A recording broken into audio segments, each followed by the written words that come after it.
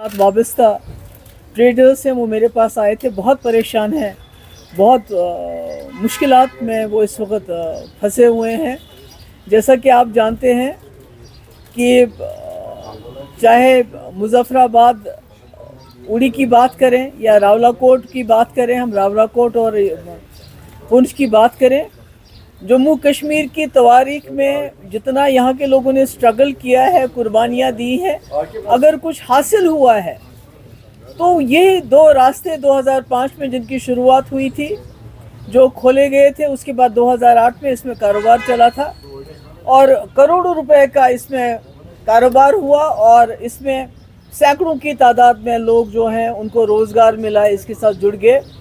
पर बदकिस्मती से 2019 के बाद ये अचानक से इसको बंद किया गया, ट्रेड भी ख़त्म किया गया और जो इसमें जब आवाजाही शुरू हुई थी तो उस वक्त खाली यहाँ के लोगों की ख्वाहिशात के लिए ये एक बहुत बड़ी चीज़ ही नहीं थी, बल्कि जो हमारे आपस में इस कश्मीर और उस कश्मीर में एक दूसरे को लेके कुछ शक व शुबात भी हैं, वो भी दूर हो गए थे। मगर ये जब से रास्ता बंद हो गया है, ट्रेड बंद हो गया है, तब से हमारे कई लोग जो इसके साथ वाबस्ता थे वो बेरोज़गार हो गए हैं। और अब आफत ये है कि आपको याद होगा ये ट्रेड जो है इसमें ये बार्टर सिस्टम था और इसमें जो है कोई फ्री था, इट वाज फ्री ट्रेड, इसमें कोई वो टैक्स की गुंजाइश नहीं लगाई गई थी उस वक्त और बार्टर सिस्टम था, यहाँ से एक चीज़ जाती थी, वहाँ से एक चीज़ आती थी। तो इसको अचानक से बंद किया और आज पिछले कुछ अरसे से इनकम टैक्स ने इन लोगों के, पहले तो आपको याद है कि सैकड़ों रेट्स डाले गए, इनके ऊपर छापे डाले गए, कोई उल्टे सीधे इल्ज़ामात लगा के, उसके बाद इनकम टैक्स की इनको अभी नोटिस आती हैं, इनको बुलाया जाता है, इनकम टैक्स दो, जीएसटी दो, और वो पूरे जो भी ट्रेड आज तक हुआ है, जो 2008 से लेके 2019 तक हुआ है, उस पर टैक्स की डिमांड कर रहे हैं। तो अब मुझे बताइए, किसी ने 5 करोड़ रुपए का अगर कारोबार किया है तो उसका जीएसटी और इनकम टैक्स का जब हिसाब लगाते हैं तो वो भी 5 करोड़ बन जाए, तो कहाँ से लाएंगे ये लोग? तो बड़े बेबस और लाचार होके मेरे पास आए और मैंने आज होम मिनिस्टर को इसलिए एक लेटर भी लिखा है जिसकी कॉपी हम आपको ईमेल करेंगे। मैंने उनको बताया है कि जम्मू कश्मीर में 70 साल में सबसे बड़ा कॉन्फिडेंस बिल्डिंग मेजर ये था जिससे जम्मू कश्मीर के हालात सुधर गए, बदल गए, और वाजपेयी जी ने इसका इनिशिएटिव लिया था और डॉक्टर मनमोहन सिंह के वक्त में खुला था और इससे दोनों जम्मू कश्मीरों के आपस में ताल्लुकात भी सुधरे थे, हालात भी सुधरे थे और हमारी इकॉनमी में भी इसका अच्छा असर पड़ा था। तो मैंने उनसे गुजारिश की है, मैंने होम मिनिस्टर अमित शाह साहब से गुजारिश की है कि वो इस पर नज़रसानी करें, इसमें इंटरवीन करें, ताकि ये लोग जो अपना कारोबार करते थे, इसमें कारोबार में कई लोगों के वहाँ जो है पेमेंट इन द सेंस कि उनकी ट्रांजैक्शन क्या रुका हुआ है, वो पेमेंट जो भी मिलना था वो नहीं आया, कहीं का यहाँ फंसा हुआ है माल, कहीं का वहाँ फंसा हो, जिसकी वजह से नुकसान हुआ है।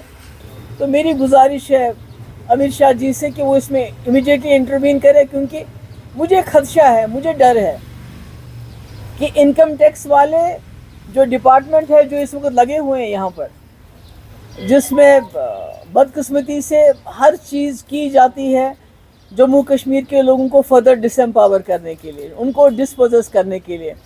तो अगर ये इसमें इंटरवेंशन नहीं होता है तो खुदा ना खास्ता इन लोगों की प्रॉपर्टी सीज हो सकती है, और जो कोई बिल्कुल काबिल कबूल नहीं है कि अगर ऐसा इस किस्म के इक़दामात होने से पहले होम मिनिस्टर इंटरवीन नहीं करते हैं तो मुझे लगता है इसके नताइज अच्छे नहीं होंगे।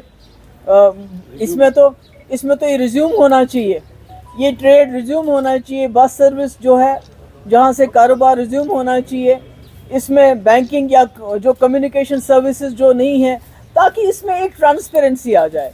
अगर आप बॉडी स्कैनर लगाते हैं तो आपको पता चलेगा ट्रक में क्या आ रहा है, क्या जा रहा है।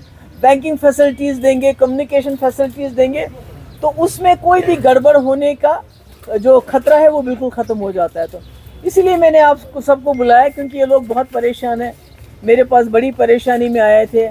ان کے فیملیز ہیں, اگر خدا نہ خواستہ اسی طرح سے ان کے اوپر انکم ٹیکس کا دباؤ چلتا رہا, ان کی پراپرٹی خدا نہ خواستہ سیز ہو گئی, تو یہ لوگ کہاں جائیں گے؟ سڑکوں پہ آنا پڑے گا.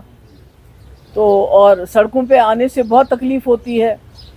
یہاں جو ہمارے ایڈمنسٹریشن ہے, بہت تکلیف ہو سڑکوں پہ بھی لوگوں کا آنا, پرامن جو پروٹیسٹ کرنے سے بھی وہ گھبرا جاتے ہیں. تو اس لیے میری معتبانہ گزارش ہے امیر شاہ جی سے کہ وہ اس میں امیڈیٹلی انٹروین کرے تاکہ ان لوگوں کو کوئی ریلیف ملے. تھینک یو سو مچ. اس کے علاوہ آج میں کسی سوال کا جواب نہیں دینا چاہتی ہوں کیونکہ یہ بہت اہم ہے. یہ ہمارے جو سینکڑوں گھر ہیں ان کا مسئلہ ہے.